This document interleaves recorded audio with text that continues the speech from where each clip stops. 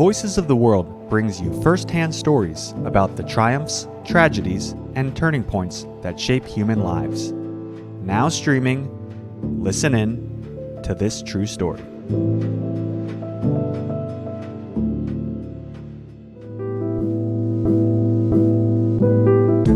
Hello.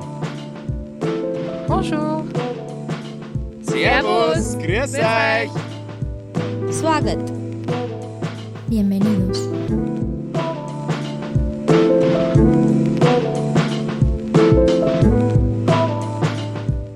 Hi, my name is Donna Kalife, and I am the former founder and CEO of Surprise Ride. So excited to share my story with you and how I came to be an entrepreneur who ended up on Shark Tank and went on to sell her company. So a little bit about my upbringing. I was born in Dubai, originally from Lebanon. When I was 6 years old, I was living in Lebanon during a time of civil war, and our family fled the war on a boat in the middle of the night and came to Canada.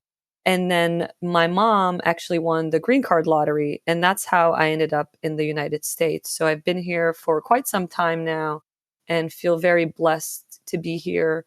My entire family still lives in Lebanon, and we visit as often as we can. And it's a very strange feeling to be from Lebanon living in the United States. I think it's sometimes I certainly miss my family and I miss home, and at the same time feel very lucky to be in a country that I love and admire.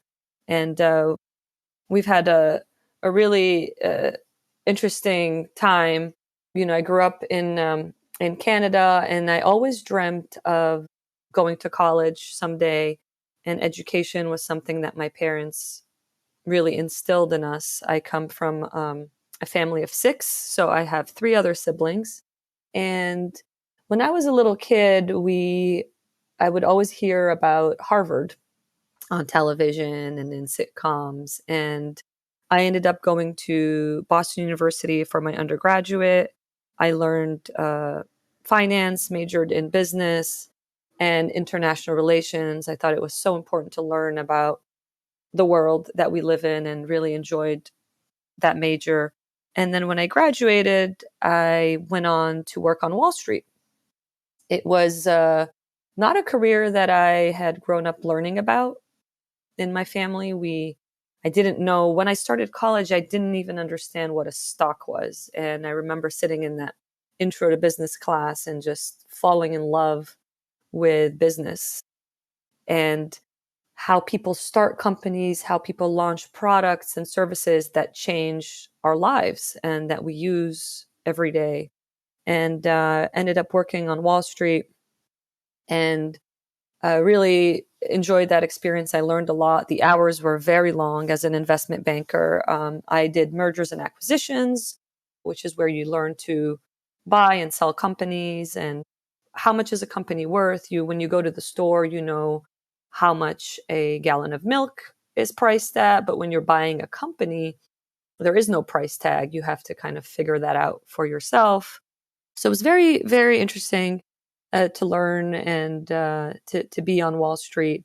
And then I went on to do my MBA at Harvard after that, which was a dream come true for myself and for my family. And when I was at Harvard, I fell in love with entrepreneurship, decided that I didn't want to go back into business, into finance, and wanted to really go into entrepreneurship.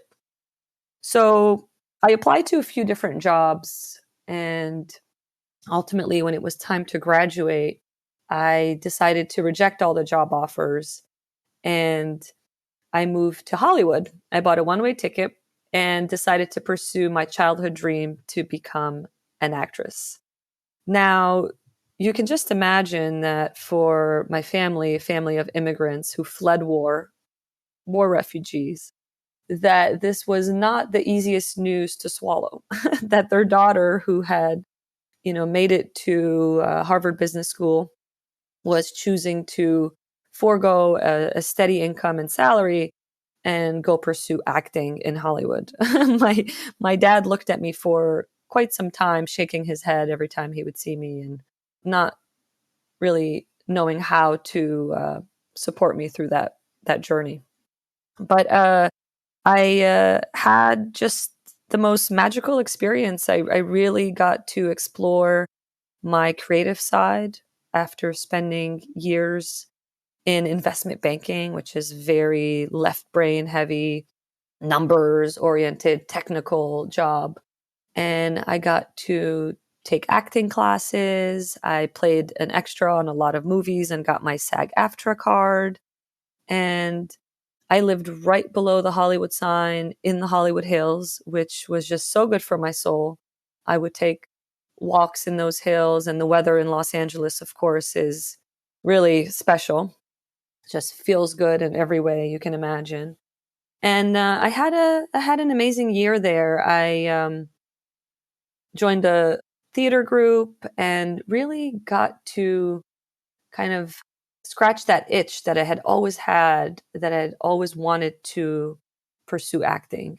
And this is something that whenever I'm speaking at universities or high schools or, to a group of entrepreneurs at a conference, I always recommend that it's really important that we don't ignore those things in our heart that are calling us, whether they're a passion or um, an interest that we have, a topic that we would wish we could, look into and learn more about. Because I think that if we don't explore those things, they end up settling in our bodies, and they really block us from being able to pursue other things. So I was very grateful that I took that time and that I pursued acting. I ultimately, while I was in LA, got the idea for the company that we started. And so that part of my journey has been kind of put on hold, and acting will always be something that I love, and the performing arts. And I pursue it on the side. I do improv, but it's not something that I want to pursue professionally. So while I was in LA, me and my sister started a Google document that we shared across continents. She happened to be in London at the time as a college student doing study abroad. And we were just throwing around different startup ideas. And I would write notes in that document. And then she would wake up, look at my notes, and write some back. And we did that back and forth for a while. And then one day we realized one of our ideas had occupied over 30 pages of notes. And this is the company that ultimately landed on Shark Tank. So we had noticed that kids today are spending over 6 hours a day glued to screens on their parents' phones or on the iPad, on television. And it was really different than how we grew up. When we were kids, our dad was an artist, and we did a lot of really fun projects at home with him to occupy ourselves. We didn't have a lot of money. We grew up on welfare, and we just, we were war refugees. But to entertain ourselves, instead of relying on, fancy gadgets and video games, we would just tinker with our dad. As he was painting and tinkering, he would set up a little station for us to do the same thing. And so we thought, it's important for kids today to also be growing up doing these types of activities. So wouldn't it be interesting if we could launch a service where we would develop these projects for parents and kids and mail them to their homes on a recurring basis?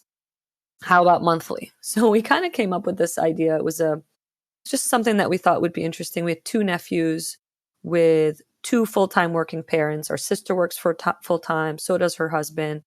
And we noticed how hard it was to occupy kids off the screens. And so we created a really simple website, learned to code a bit, and convinced one of our engineer friends to help us put a website up, and started getting orders. And it was just crazy. We had no clue if this was going to go anywhere. And when we were still testing the website, we got our first order from someone who had found us, I think, on Twitter or on one of those profiles.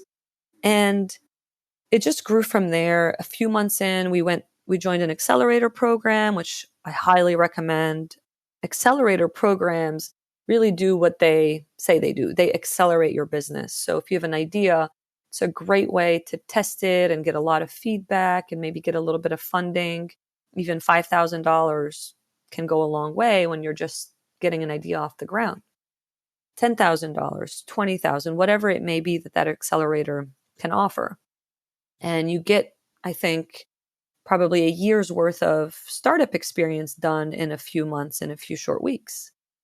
And so we launched our business there. And then when we were a 4-month-old company, we heard that Shark Tank, the wonderful show on ABC that we had been watching, since it started in its first season, we heard that the producers were looking for new companies. Everyone always said, you should pitch to go on Shark Tank. And we always thought that was a crazy idea. But we had committed to doing something every day to help our business grow. We might as well try to apply to be on Shark Tank as one of the things we're going to do that day. So interestingly, we found the email of one of the producers, and we sent him an email and we said, we love watching the show. We love watching it for the innovative products that are on the show, and we love the stories of the founders. Here's our product. Here's our story. And within 5 minutes, he wrote back and said, can you hop on a call? So we got on a call and told him more about our business. What we do is we create, develop, design, deliver activities to families around the country to give kids a break from screen time. Activities range from build and paint a birdhouse and learn how birds fly, to the classic erupt a homemade volcano, to learning about some of the greatest pioneers in history and doing projects to help kids learn. And he said, well, this sounds interesting. And we told him about our story. We started the company, me and my sister, and we are war refugees from Lebanon, and we're really passionate about this. And that's why we started it. And he said, this sounds interesting. Send me a video. So we had to scramble to get a video together. And he said, since you're at an accelerator and you're, a tech company, I would expect the quality to be pretty nice. And let's see, it's Friday on Memorial Day weekend. I'd love to have the video by Tuesday. And we had to scramble to get a friend who had a video camera to film us answering a series of questions. And this became our audition tape. We sent it in and we didn't hear back for a few weeks. And we kind of forgot about it. We thought, well, 100,000 teams apply every year. What are the chances that we're one of the 80 teams that ends up being selected? So we kind of forgot about it. And then one day I was about to jump in the shower. Literally, I was remembered that, oh, I wonder what happened with that and if it's worth sending a follow-up email. And this is the importance of follow-up emails, because I sent an email to this producer and said, hi, just checking in. I hope you're doing well. If you have any questions about the video we sent, we're happy to answer them. Really, that's all I said. It had been a few weeks, so I wasn't even expecting a reply. I thought, surely they've already moved on. Hopped in the shower, came out of the shower 15 minutes later, checked my email, because that's what you do when you work from home. Your email is in your computer is in your bedroom and you're constantly checking it. So welcome to the life of an entrepreneur. And he had written back and he said, great to hear from you. I was actually just, let me check on this with the executives and let you know if they have any questions. And then minutes later, he informed us that we had made it to the next round. So, whether we would have ever gotten on Shark Tank had we not sent that follow-up email, I don't know. But I think it just reinforces how important it is to ping people and to feel confident and comfortable doing that. And even now, I always tell people who reach out to me, please feel free to reach out to me more than once, because sometimes emails do get lost in the shuffle. And it never bothers me when someone pings me more than once, because it's a helpful reminder to reply. And so we fast forward to a few months later. The process took months, lots of legal clearances we had to go through. And then finally, we got the phone call that we were going to go and fly to Hollywood to film. So I remember us getting on that flight and preparing. And the only thing that you work on with the producers when you're going on Shark Tank is your first 2-minute pitch. If you mess up your 2-minute pitch, they don't cut and have you refilm it. That's it. Your chance is gone. All of that hard work is gone. So you have that one opportunity to get your pitch right. So we prepped our pitch, but then we also prepped questions and answers that the producers might have for us. And we went in to do a dry run and a rehearsal. And then we went back to our hotel that day and didn't realize that they were still cutting teams even from the dry rehearsal. So thankfully we didn't know that, so we weren't too nervous. But we came back to our hotel and other teams who were there had to pack up and go home because they had been cut. So, it really is a difficult process that you have to go through to make it on the show. And then we got to film in front of the sharks. It was such a special experience to be there. And we had our own trailer. It was really special to be in the studio. You don't get to meet them, the investors, before. The first time you meet them is when you make your pitch. They don't know anything about your company. They can't look you up or anything. So we were actually in there for about an hour and a half answering questions because this is their one chance to ask you any questions before they decide to invest or not. So we answered all their questions and we got an offer from Robert, the shark who sits all the way on the right. He's a software guy. And we didn't take it fast enough and he rescinded it and it was very dramatic. And we left there a little heartbroken. Should we have taken that offer? Should we not? It was I think it was $115,000 for 25% of our company. We were asking for that amount of money, but for 15% of our company. So it took us a little bit of time to decide whether we wanted to give away more of the company. And one of the other sharks, Lori, was telling us not to do it, that we don't need it. And so it was a very difficult decision to make. And we came back to Washington, D.C., which is where our company was based, and just went right back to work. Thankfully, the investors loved the product, loved the company, loved the concept. We got an offer. So we felt really confident about what we were building, but we didn't get the money. So we had to do it all on our own. So we raised $100,000 and from other investors and went right back to work. And fast forward to a year and a half later, we got a phone call from the producers and they said, "Hi, we get a lot of questions about the sisters who started Surprise Ride and everyone loved your story and your product. How are you doing? Do you still exist?" And we said, "Yeah, we're doing great. We actually are doing over $1 million in sales.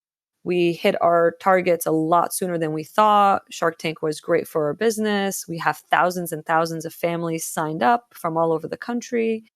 And we have a whole team of employees. We have our own office now, and our product has evolved, and we're doing well." And so they said, "Can we come out and film you? We'd love to do an update." And when they came to do that, it was for a show called Beyond the Tank, where they follow companies after Shark Tank. While we were filming that, we got a surprise visit from Kevin O'Leary, one of the sharks on Shark Tank. And this had never been done before in the history of the show. He knocked on our door, our office door, and you can watch this. It was all filmed. He came in and said, "I have been thinking about you and regretting that I didn't make an offer, and I'd like to make you an offer right now. It looks like business is doing well, and I heard that you're really met your sales goals, and I'd like to make you an offer." And he made us an offer, and we accepted it on the spot, and it was all filmed as part of that update. And we since got to work with Kevin very closely over the last few years, and he has been amazing. I mean, everyone on Shark Tank has been amazing, from the producers to the investors themselves. It's just a terrific, terrific show that we've loved being a part of. And we grew the business and sold it a year ago to another toy company called Fat Brain Toys, which is an amazing toy company. They sell their toys in 33 countries. They have a massive warehouse where they ship, over 30,000 SKUs, 30,000 different toys. And now Surprise Ride is part of Fat Brain Toys, it's part of that family. And it's, for us, it was an opportunity to bring Surprise Ride to more and more families through the Fat Brain Toys distribution. So we are very happy with where things went. And we had actually raised $4.5 million by the time we sold the company with Kevin's help and other investors. And really was a wonderful experience with a lot of highs and lows. I mean, I would say that building Surprise Ride was one of the most difficult experiences of my life. There were many times where we felt burnt out. There were times where we didn't know if we were going to make payroll. We have had to let go employees. We have had to make really difficult decisions along the way. It was a complete roller coaster, as you can imagine, with any startup. But we learned a lot, and we feel very blessed that we were able to grow the company and that the product is now something that I've actually signed up my own 3-year-old daughter to. So it's really special to know that we've built something that is out there in the world, continuing to nurture the curiosities of kids and help their parents and their families. So that was a really, really magical experience. And then we have since started another company that was with NEA, big VC firm, so venture-backed company in the consumer space as well, called Evenly. We helped them on that project, and that was also a really great experience that we just finished, actually. And I'm really excited to see where that goes. It's in the dental space, and I think that it's a space that really is starving for innovation right now. And we are moving on to kind of our next venture. So we've become serial entrepreneurs and have learned a lot about ourselves along the way, and about how to be, leaders who can bring our humanity to work. I think that's one of the biggest things I learned about being a CEO and a founder, that it is really a special privilege and an honor to be able to hire employees and give them jobs. And, when they come to work every day, this is their career. So how do we create environments for our employees that allows them to be proud of where they work, that allows them to bring their own lives to the job and vice versa, and how to lead with love and not with fear, and inspire them to be better versions of themselves and help create better versions of the company. So it's been a really interesting journey from a personal development perspective. We've made lots of mistakes along the way when we first started as founders, and we have, I think, learned a lot about how to be better leaders through our entrepreneurship and through our entrepreneurial journeys, I should say. So that's a little bit about that's the story of my life and my journey so far. And in our next chapter, myself and my sister Rosie are working on how to really help entrepreneurs grow their businesses and discover themselves along the way. So we are going to be helping other companies launch products. We've become really good at launching products. So we're going to be taking on various projects to launch ventures, and also really working on the kind of personal qualities that a founder needs to nurture to be a really good entrepreneur. So learning about mindfulness and meditation was a big part of that for us, and learning about, how to separate work when you come home to your families, and how to not take on too much as an entrepreneur, and how to do all of the personal development stuff that's needed to really grow the business. So that's kind of our next chapter, and I'm really excited about it and really excited to see where it all takes us. I think one of the questions that I get a lot from people is, what made you go from a career in finance to Hollywood to pursue acting and then to starting a kids company and so on? And it's a question I love because we're taught to, most people in society start one career and continue that for the rest of their lives. And that's great if that's something that you're passionate and excited about. But there was someone, a friend of mine, when I was in investment banking, that I happened to go on lunch with him one day, and somehow it came up that I love acting, always wanted to be an actress. And he said to me, Donna, in life, there are no rules. And I said, what does that mean? And he said, just because you are here now working on Wall Street doesn't mean you can't become an actress. And it was kind of a life-changing moment for me to realize that the path doesn't always have to be A to B to C, meaning, study acting, go to Hollywood, become an actress. Sometimes the path can be A to C to Z, back to B. It doesn't matter how you arrive to your final destination. There are infinite amounts of ways that we can get from one place to another.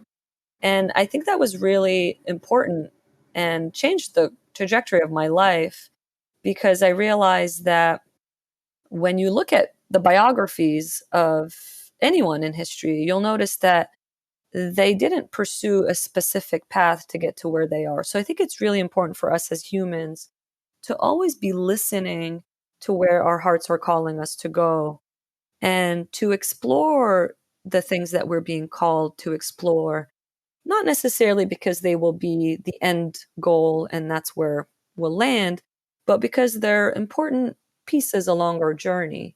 So for me, pursuing acting in Hollywood after getting my MBA at Harvard did a number of things. Number one, it got that bug out of my body that I'd always had since I was a kid, this curiosity about acting and what it would be like to be a professional actor. And that really freed up so much in my mind and soul, because once I pursued that and explored it and got some answers about what that's really like, those questions were gone now. And I had room for new questions. So that was really important. I had room for new interests, new curiosities, new things to explore. And then the second thing it did was, that I didn't expect at all, was it was really great training for being an entrepreneur. It was the first time that I had realized what entrepreneurship could look like. I had no steady income. I remember trying to get an apartment in LA and they needed proof of income. I didn't have proof of income. I didn't have a normal job. And that's what being an entrepreneur feels like. You don't have the things that, employees have, like healthcare. I had to figure out how to get my own healthcare. I had to sell a product. In this case, it was myself, my brand. I had to create a website for myself.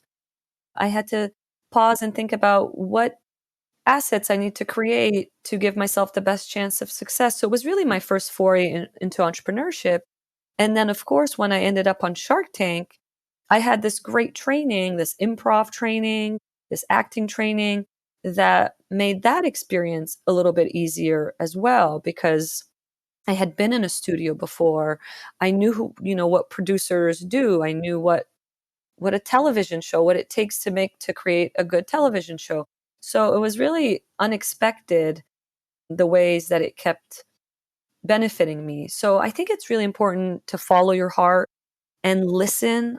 The thing that we do is we usually keep ourselves so busy that we don't listen to what our hearts and souls are telling us. But if you're being called to explore a certain interest or passion or topic, I always say just take the first step on that journey. It doesn't mean packing a bag and moving to Hollywood. That was a pretty big step to take after months and months of soul searching. But the first step might be to get a book about that topic and see what comes out of that.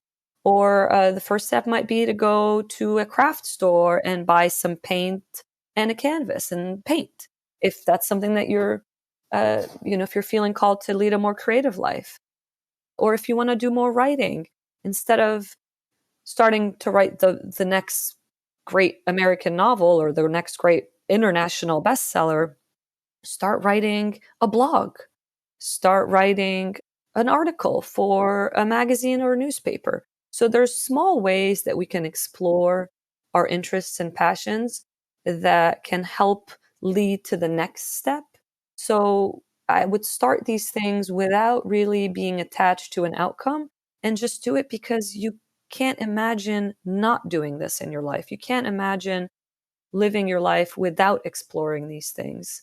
So I think it's really important to listen to what you're being called to. And I think it's really important to just put one foot in front of the other, take that first step with no expectation and see where it leads you. And lastly, I think it's really, really powerful to realize that in life, there are no rules.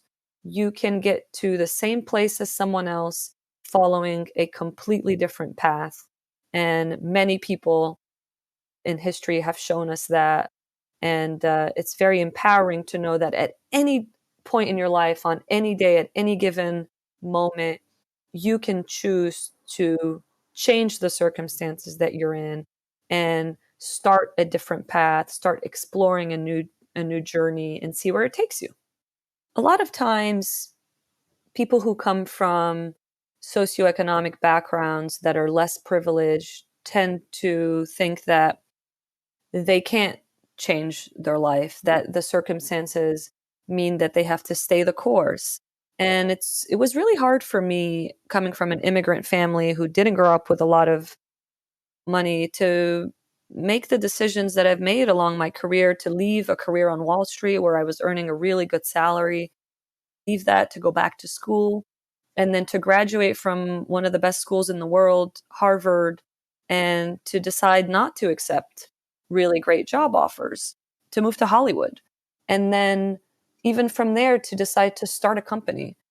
It was really difficult every single time that I made those decisions. And I didn't always have the support of my loved ones and family because they are scared.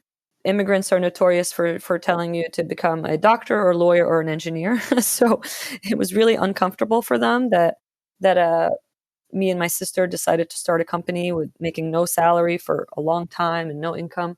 So I think sometimes people who come from more privileged backgrounds, maybe their families have savings for them to fall back on.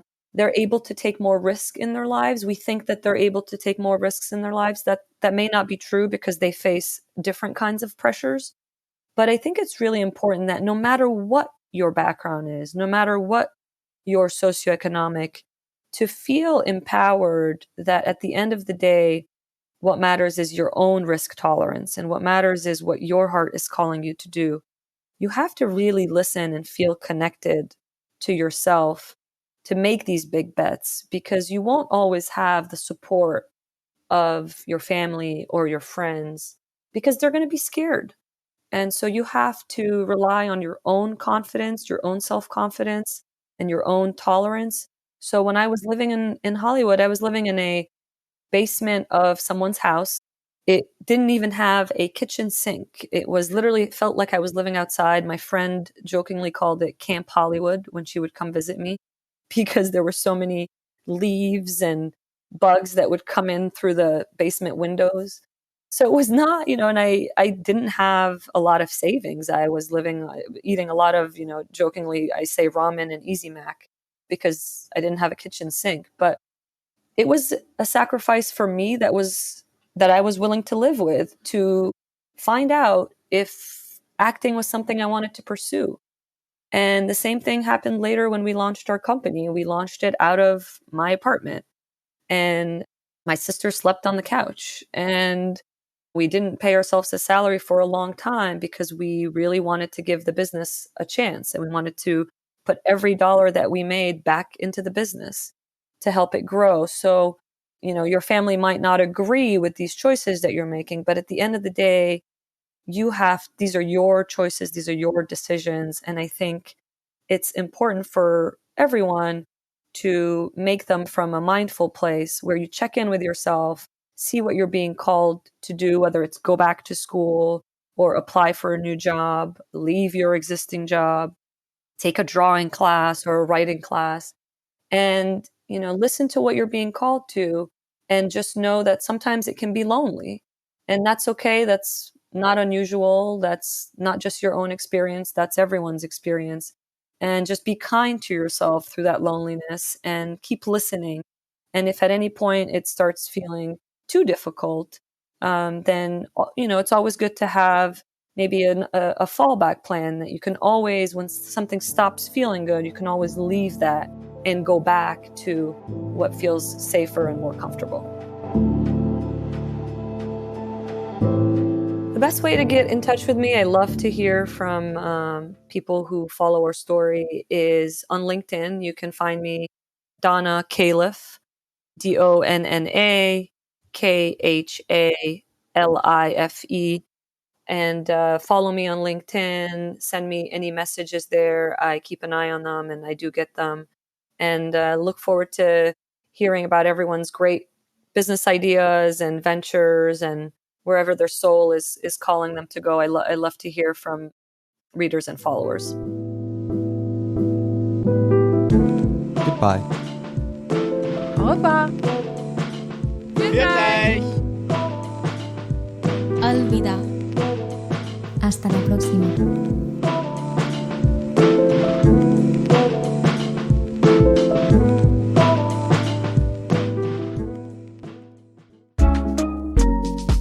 Voices of the World is produced by IUSA Radio and Podtex, a team that helps you to build a community podcast station and stream the truth about your city.